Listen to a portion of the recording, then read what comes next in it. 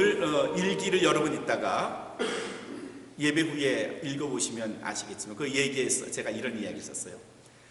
왜 추수감사절이 한국 교회는 있죠? 그랬더니 제가 오래전에 알던 어떤 분이 교회에 재정이 없으니까 그때 연말에 한번 왕창 거두려고 그거 만든 거 아니에요? 이렇게 대답을 하셨어요. 그래서 제가 차마 용기가 없어서 되묻지는 못했지만 이런 말을 하고 싶었어요. 그럼 어머니날은 엄마가 용돈 받으려고 만든 걸까요? 어린이날은 애들이 뭐 선물 받으려고 우리 어린이날 만들어주세요 뭐 이랬어요? 아니잖아요. 근데 왜 그 기념일을 이렇게 왜곡해서 생각하는 거죠? 아마 그런 이유든 이런 데서 찾을 수 있을 것 같아요. 추수감사절 딜레마. 그리스도인들은 추수감사 주일이 되면 두 개의 딜레마에 빠져요. 뭔가 하면 첫 번째는 얼마 헌금해야 돼? 뭐 이 생각. 추수감사 주일하면 헌금 얼마 해야 되지? 이거 목사님이 보실 텐데 적게 하면 체면이 안 쓰고 많이 하자니 좀 그렇고 헌금 액수 이게 딜레마가 돼요. 둘째, 뭐 감사를 하라 그러는데 뭘 감사해? 그냥 난 일상이 감사지. 근데 뭐 그 사람 일상 들여다보면 별로 감사는 없어요. 그냥 불평이 많지. 감사할 내용에 대한 두 번째 딜레마. 이게 추수감사절 때마다 나타나는 일반적인 크리스찬들의 신드롬, 증후군이에요. Thanksgiving Sunday 신드롬, 뭐 이렇게 이름을 붙여볼까요? 추수감사 주일인데 얼마 헌금해야 되는 거야? 뭘 감사해야 하는 거지? 이런 고민이 혹시 이 추수감사절을 맞는 우리 성도들을 괴롭힌다면 자유하세요. 고민하지 마세요.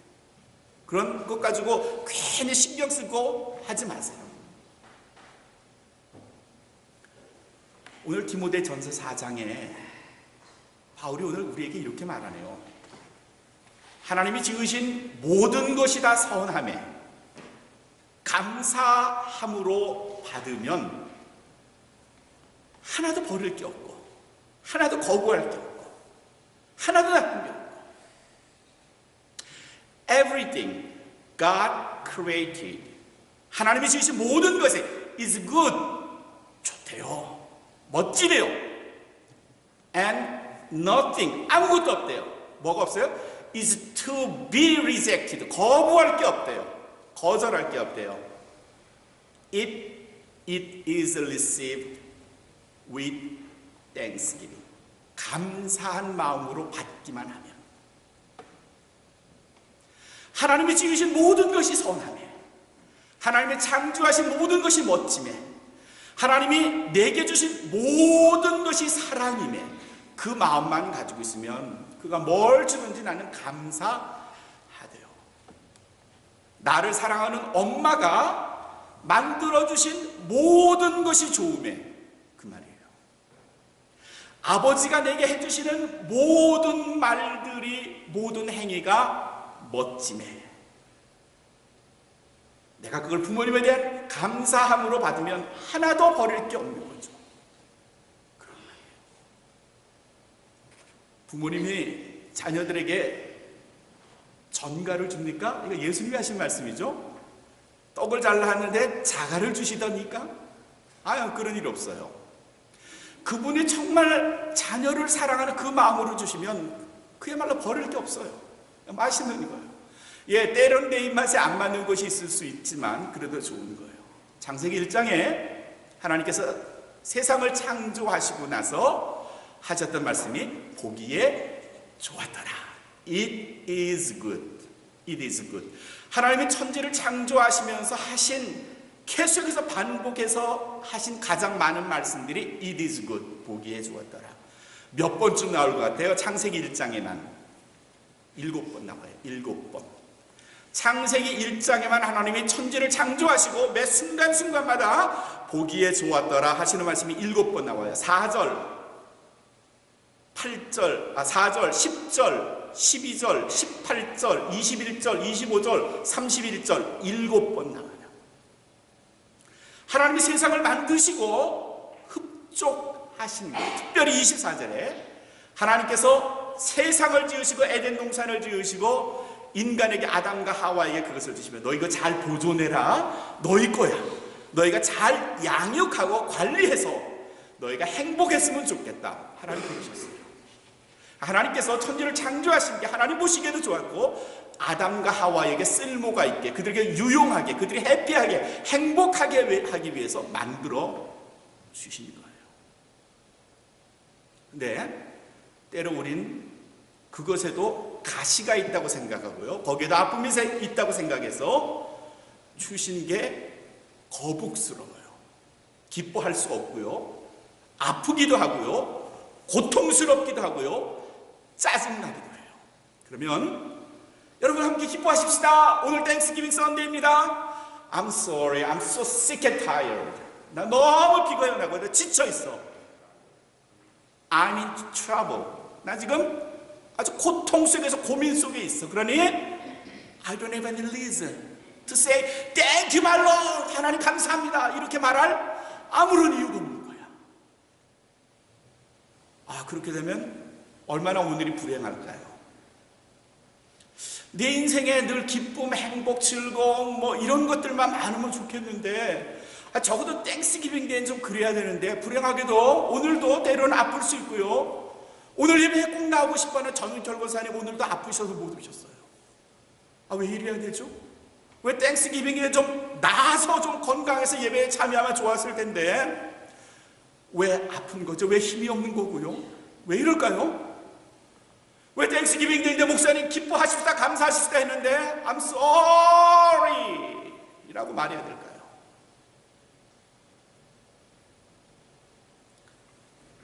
우리가 감사에 인색한 이유를 저는 이렇게 생각을 해요. 오늘 말씀을 통해서 하나님이 주신 모든 것이 좋은데 선한데 거기서 선함을 찾을 수 없는 이유가 우리는 감사에 대한 몇 가지 조건을 선입견처럼 가지고 있어요. 우리가 보통 갖는 감사에 대한 선입견이 뭘까요? 처음에는 이런 겁니다. 뭔가 something special, 뭔가 특별한 게 있어야지 감사한다고 생각해요. 그 말은 특별하지 않은 ordinary thing, 보통 것에는 감사가 잘 안 돼요. 우리 습관에도 그래요. 제가 가방을 주스러 가는데 심은식 성도님이 가방을 먼저 주워들고 목사님 가방 여기 있어요. 별거 아니에요. 그냥 가방 먼저 해서 저한테 건네준 것뿐인데 특별한 거 아니거든요. 근데 그걸 제가 받고 심은식 성도님에게 아무 얘기 안 하고 그냥 갔으면 심은식 성도가 저를 생각해 목사님 내가 그래도 호의를 베풀었는데 집어줬는데 뭐 땡큐라는 말 한마디 해야 되는 거 아니야? 이렇게 생각할 수 있는데 우리 보통 안 해요. 안 해요. 하루에 땡큐라는 말을 사람들에게 몇 번 쓰지요? 작은 일 사소한 일에도 땡큐 하세요. 고맙습니다. 감사해요. 이런 말 하세요. 요새 텍스트 메시지 많이 이렇게 보내는데 그 안에 여러분의 입으로 고맙습니다. 감사합니다. 이 말 얼마나 하시죠? 이유는 뭔가 하면요. 이건 특별한 거 아니야. 뭐 그냥 보통인데 뭐 그거 해줄 수 있는 거지. 그러니 안 해요. 근데 거꾸로 베푸는 사람 입장에서는 그게 작은 거라도 내가 저 사람을 생각해서 베푼 거라면 그가 나에게 땡큐 해주길 바래요. 저만 그런가요? 저만 그래요? 누군가가 안경을 잃어버렸어요. 그걸 찾아줬어요. 뭐 별거 뭐 안경 이거 뭐 10불 20불 하는 건데 뭐 이거 찾아줬다고 내가 굳이 땡큐 할 이유 없는 거지 라고 생각해서 그가 나에게 아무것도 말하고 입 닫고 그냥 가면요 좀 섭섭해요. 내가 그래도 찾아줬는데 땡큐라는 말 좀 하지 좀 하세요. 그거 말하는데 힘드세요? 이렇게 말해주고 싶어요. 감사하십시다 할 때 그게 신드롬처럼 내 마음을 괴롭히는 이유 중에 하나는 하나님 나 별로 감사할 일이 없어요. 특별한 게 없네요 라는 이유 때문이에요. 보통 것에는 감사 안 해요. 아내가 밥상을 베풀어줬어요. 맛있게 저녁을 만들어줬는데 그 맛있게 만든 게 어제 저녁과 비슷해요. 그러면 아내한테 고맙다는 말 안 해요. 어쩌다가 자기가 좋아하는 찌개 하나가 나면 여보 오늘은 좀 다르네? 고맙네? 뭐 요쯤은 해요. 왜냐하면 보통 때와는 다른 특별한 거니까. 근데 아내가 라면 한 그릇 끓여주는 것에도 감사하는 남편이 얼마나 될까요? 감사하세요? 우리 교인들 빼고 감사해야 돼요. 작은 것에도, 보통 것에도, 때로는 보통 이하의 것에도. 우리 권사님들하고 이야기하면 권사님들 그런 말씀하세요. 요새 살기 좋아. 내가 어렸을 때는 말이야 냉장고, 전화기 없었고 차가 어디 있어. 제 어린 시절에도 학교 갈라치면요 1970년대 초 어머님이 아침에 일찍 일어나셔서 수도가에서 얼음을 깨가지고 때로는 그 얼음이 둥둥 떠내리는 세숫대에다가 밖에 한 데서 그걸 연탄불 위에 올려서 새벽 5시부터 물을 덮이기 시작했어요.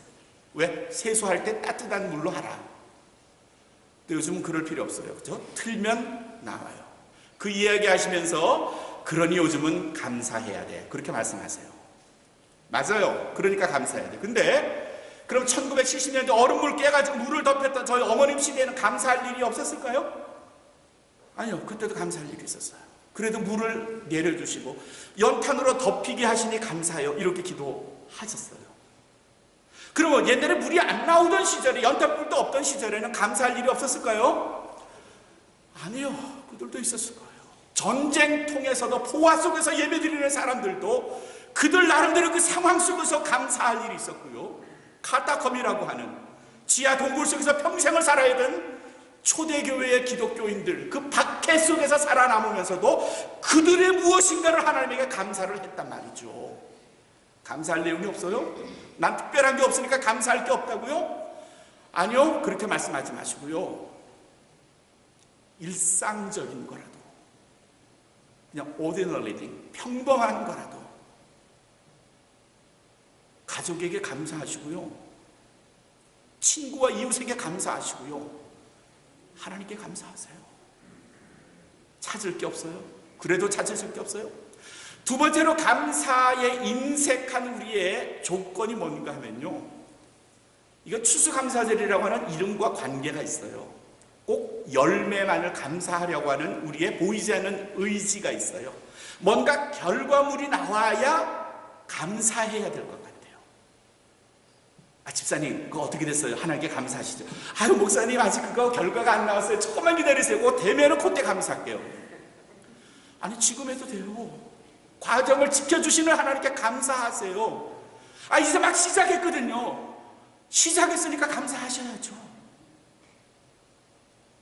근데 우리의 머릿속에는 어떤 의식이 사로잡고 있는가 하면은 뭔가 결과물이 나올 때 아이가 합격하고 멋진 결혼식을 하고 아이를 낳고 그 아이가 좋은 대학에 들어가고 승진을 하고 뭔가 번듯한 집을 사야 되고 차를 사고 이런 결과물 남에게 보일 만한 뭔가 결과가 있을 때 그게 추수예요. 추수.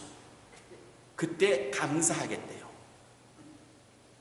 그전엔 감사가 없는 건가요? 아니 아플 때는 어떡할까요? 그때 감사 안 나와요? 원망 나오고 짜증 납니까? 하나님께 불평하실 겁니까? 실패할 때는 어때요? 그때도 감사 없는 거예요? 그럴까요? 그렇게 하세요? 수요일마다 우리 감사 예배 드리거든요. 그 감사 예배의 마지막에 부르는 찬송이 있어요. 가사 2절에 어떤 게 있는가 하면은 2절 가사 갑자기 생각이 나네. 기도 들어주신 것에 대한 감사 또 거절한 것도 감사. 누가 거절하셨을까요? 하나님이 거절하셨어요. 하나님이 왜 거절하셨을까요?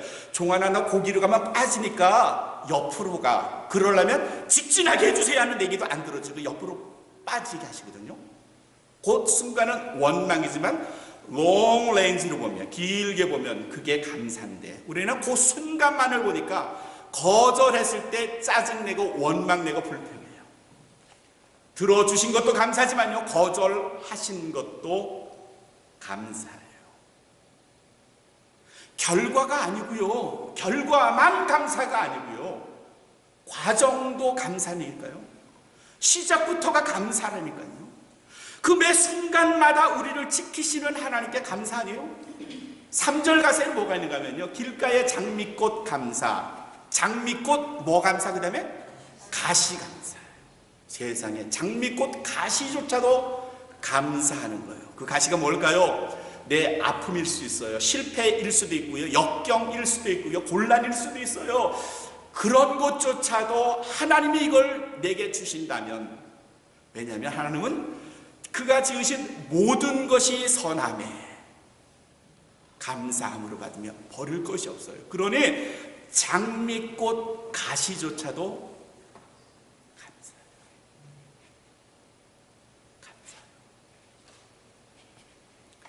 우리가 잘 아는 성경 구절에 이런 게 있습니다. 데살로니가 전서 5장 16절부터 18절에 보시면 항상 기뻐하라, rejoice always, 쉬지 말고 기도하라, pray continually.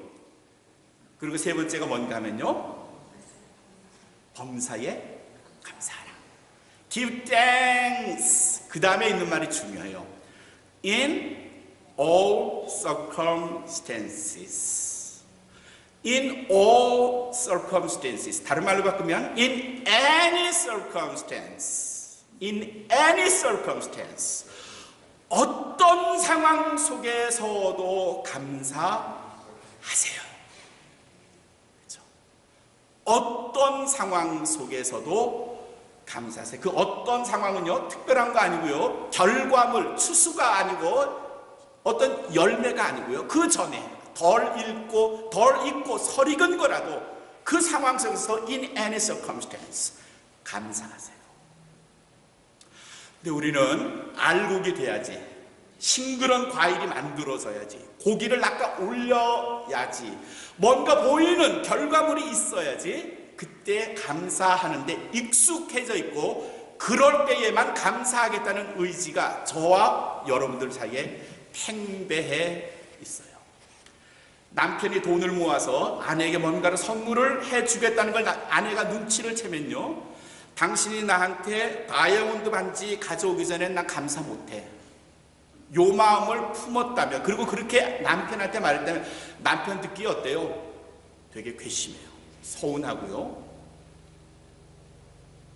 남편의 그런 마음을 알면요, 당신이 다이아몬드 반지를 설령 못해주더라도 난 당신의 그 품은 마음, 나를 사랑하는 마음만으로도 너무 정말 고마워, 눈물 날 것 같아, 뭐 이쯤 이래야 되는 거 아니에요?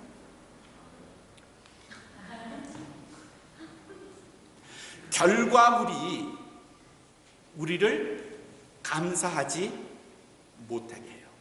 사도 바울은 이 데살로니가 5장 마지막 18절에서 뭐가 그런가면요, 이는 그리스도 예수 안에서 너희를 향한 하나님의 뜻이니라 그랬어요. for, 영어로는 for가 나와요. 왜냐하면 이렇게 감사하고, 어떤 상황에서도 감사하고 항상 기도하고 즐거워하라. 왜냐하면 for this is, 이것이 뭐예요? God's will, 하나님의 뜻이래요. 하나님의 의지래요. for you, 너희를 위한 in Jesus Christ, 예수 그리스도 안에서 하나님의, 우리를 위한 하나님의 뜻이래. 그러니 너희는 어떤 상황 속에서 비록 결과물이 안 보이더라도, 찌그러진 만두가 나왔어도, 과일이 설익더라도, 내가 만든 것이 설령 잘못되었더라도 그 상황에서 감사하세요. 왜냐하면 하나님이 선하게 지으신 것이기 때문에. 세 번째 감사의 조건이 우리에게 인색한 건, 첫 번째는 뭐라 그랬어요? 뭔가 특별한 거. 두 번째는 뭔가 결과물이 있어야지. 그리고 세 번째는 뭔가면요, 작은 걸 감사하는데 우리 스스로가 익숙하지 못해요. 뭔가 감사를 하려면 좀 큰 것, 번쩍이는 것, 멋진 것, 화려한 것, 가치 있는 것, 남에게 보일 수 있는 것, 자랑할 만한 것, 그거 아니면 감사 안 해요.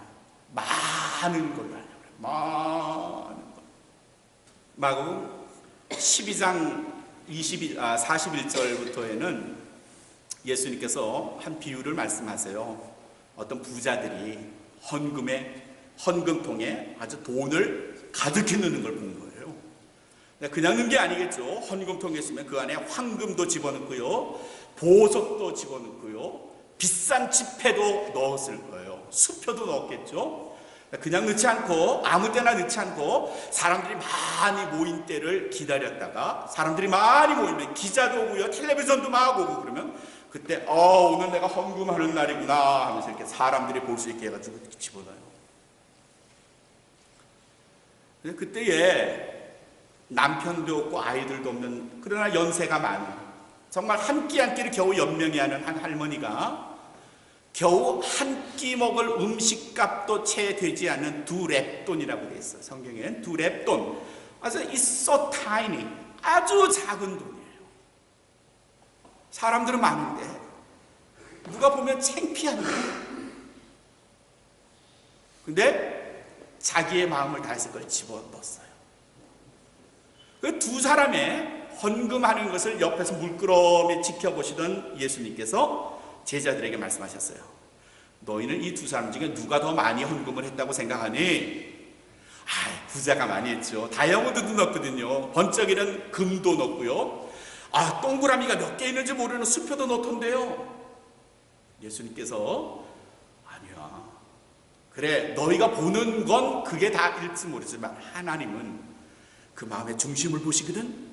동그라미를 보시는 게 아니라, 어떤 게 번쩍이는가 보시는 게 아니라, 어떤 게 얼마 더 무게가 많이 나가는 걸 보시는 게 아니라 그 안에 담겨진 마음을 보시거든. 그러니 부자들이 넣는 것보다 그 가난한 과부가 넣는 것을 추를 달아보면 과부의 추가 훨씬 더 무거운 걸 알아줬어요. 마음을 담아 넣으세요. 헌금에, 우리의 봉헌에, 감사에 마음이 담겨져 있어요. 매주 감사 헌금하는 분들이 많은데 에브리띵 감사 이런 마음으로 물론 넣으셨겠죠. 근데 거기다 마음을 좀 담아보시면 어떨까요? 적어서 그렇다고요? 아니, 그 액수 안 보신다니까요.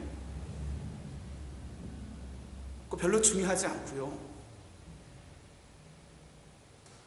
내 마음이 얼마나 그 안에 담겨져 있을까요? 얼마나 담고 계세요?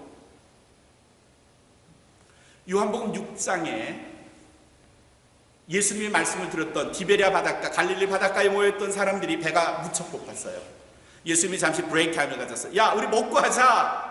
제자들이 말했어요. 먹을 게 없어요. 동네 슈퍼마켓 다 문 닫았고요. 거기 있는 거 다 끌어모아도 이 사람들 못 먹일걸요. 그런 중에 안드레라는 예수님의 제자가 조그만 도시락 하나를 가져왔어요. 예수님, 이거 저기 있는 조그만 소년 하나가 예수님 잡수시라고 드렸어요. 그랬더니 물고기 몇 마리? 물고기 12마리? 2마리. 떡은 얼마나 돼요? 떡 5개, 6개 아니었어요? 5개였어요. 그 소년이 왜 갖다 바쳤을까요? 안드레가 야 먹을 거 있으면 좀 가져와 이랬을까요? 먹을 거 뺏었을까요? 돈 주고 샀을까요?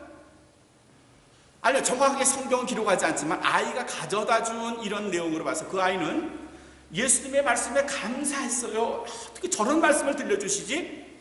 멀리 있었지만 그 작은 발걸음으로 예수님께 달려와서 예수님 이거 잡수세요 했어요. 설마 그걸로 예수님께서 그 많은 사람을 먹일 거라 상상도 하지 않았고요. 그저 자기는 감사한 마음에서 엄마가 싸준 도시락을 자기가 먹지 않고 예수님께 드린 거죠. 물고기 2마리, 떡 5개 많아요?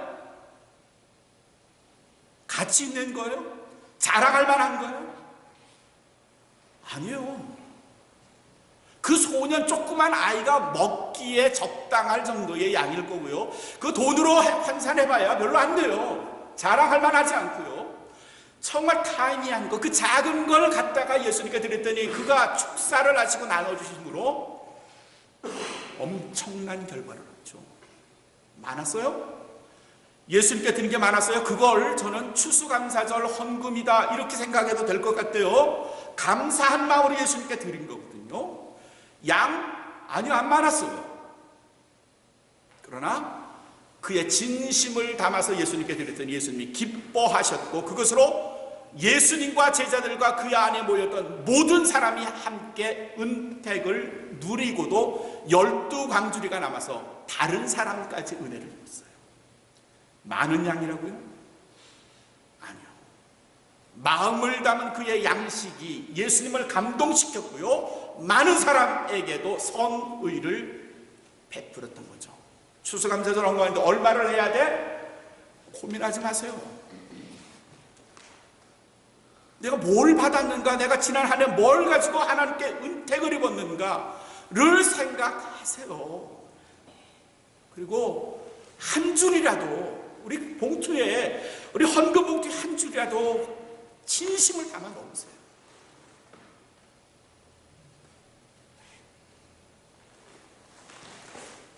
하박국 말씀에, 하박국 선지자예요. 하나님의 말씀을 대언했던 선지자가 어느 날 자기를 들여다보면서 하박국 3장 17절에서 하나님께 이렇게 고백을 하고 있는 모습을 우리는 성경을 봅니다. 아, 하나님, 비록 내게 무화과 나무가 무성하지 못하고, 무화과 나무는 양식으로 쓰거든요. 포도나무에 열매가 없으며, 그걸로 포도주 만들어서 팔아야 되고요, 마셔야 되고, 우리 가족들이 그걸로 마셔야 되는데 열매가 안 난 거예요.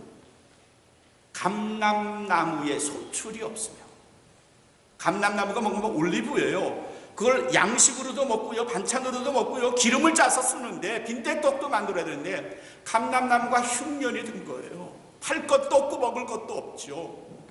밭에는요, 농작물이 없는 거예요. 식물이 없으며 먹을 게 없는 거예요. 김치라도 해서 먹고 고추라도 찍어 먹어야 할 오이 풀성비들이 아주 그냥 사그리째 다 없어진 거예요. 게다가 목축업을 주업으로 하는 유대인들에게 우리의 양도 없어요. 양을 가지고 제사를 드려서 하나님께 드려야 되는데 그 양도 안 된 거예요. 외양간에 소도 없어요. 이걸 다른 말로 하면요, 페이먼트는 많은데 은행에 잔고는 없고, 병원은 가야 하는데 돈은 없고, 애는 남편은 콜록콜록 하며 다리는 아파하는데 내일 먹을 양식도 없고요. 요쯤 되면 어때요? 그 다음에 말이 뭐예요? 없으며, 요쯤 나오면 뭐예요?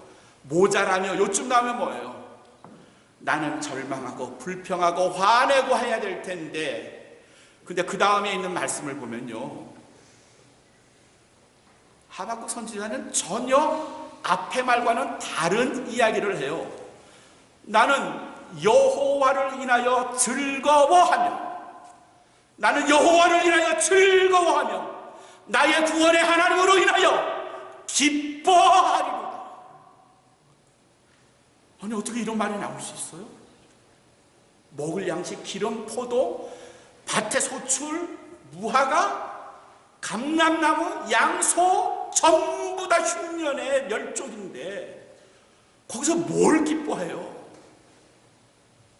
근데 오늘 말씀을 보니까, 디모데 전서를 보니까 기뻐할 이유를 알 수 있을 것 같아요. 하박국 선지자 생각한 거예요. 그럴지라도 남겨진 것, 모자라는 것, 그나마 있는 것이 하나님으로부터 왔다면, 그게 하나님의 사랑이라면, 그게 하나님이 나를 보살펴 주시는 은혜라면, 나는 그 남겨진 것, 모자라는 것, 있는 것, 그것만으로도 여전히 기뻐하고 감사하고 즐거워하겠습니다. 그 말이죠. 부족하죠. 모자라죠. 내야 될 것 많고요, 보내야 될 것도 많은데 근심 많죠. 그러면 그건 더 이상 감사는 없는 걸까요? 특별한 거 아니라도 괜찮거든요. 자랑할 만한 거 아니라도 괜찮아요. 결과만 드리려고는 하지 마시고요, 많은 것으로 기뻐하겠다, 드리겠다 안 하셔도 돼요. 평범한 것, 이제 막 시작하고 과정 중에 있는 것 괜찮고요, 한 끼 먹을 라면 값이라도 괜찮고요. 그것도 없으면요, 봉투, 빈 봉투에 마음을 가득 담으세요. 그러면 우리 하나님 기뻐하실 줄 믿습니다. 이 추수감사주일, 추수감사절 절기가 뭘 드리지? 뭘 바치지? 이 고민으로 기쁨도 빼앗기고 행복하지도 않은 불행한 절기가 되지 않도록 여러분 지금 이 상황에서도 감사할 조건을 100가지 200가지 찾아내셔서 하나님을 기뻐하게 하시고 여러분 주변에 있는 분들과 함께 행복해하는 이 절기